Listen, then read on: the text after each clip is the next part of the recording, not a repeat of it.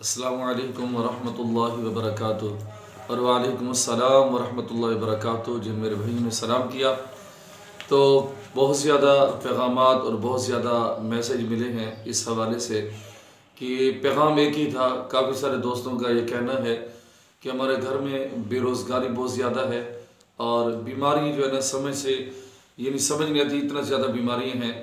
तो इस हवाले से क्योंकि बहुत ज़्यादा दोस्तों ने मैसेज किए तो उस हवाले से मैं नबी पाक सल्लल्लाहु ताला अलैहि वसल्लम का एक फ़रमान आपके सामने पेश करता हूँ। तो नबी पाक अलैहिस्सलातु वस्सलाम का फ़रमान है कि जब भी खाना खाने लगो, खाने से पहले हाथ धोना और खाने के बाद हाथ धोना, यानी खाने से पहले जो हाथ धोना है वो गुर्बत और फ़कीरी को मिटा देता है और खाने के बाद जो हाथ धोता है अल्लाह ताला उसकी बीमारियों को उससे दूर फरमा देता है। तो हज़रत अनस बिन मालिक रज़ियल्लाहु ताला अन्हु फरमाते हैं कि नबी अलैहिस्सलाम ने इरशाद फरमाया, जो बंदा ये पसंद करे कि अल्लाह ताला इसके घर में बरकत ज़्यादा कर दे तो इसे चाहिए वज़ू करे। जब भी खाना आए, दोपहर के वक़्त आए, सुबह के वक़्त आए, शाम के वक़्त आए, वैसे भी खाने से पहले हाथ धोना एक नेकी और दोबारा हाथ धोना ये दो नेकियां हैं।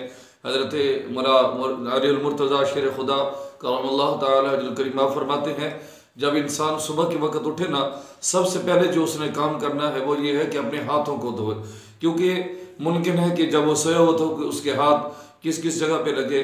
तो यानी मुमकिन है कोई जहरीली चीज़ या कोई इस तरह का मामला भी हो सकता है, इंसान सोया होता है। तो सबसे पहले जो काम करना है वो हाथ धोने हैं।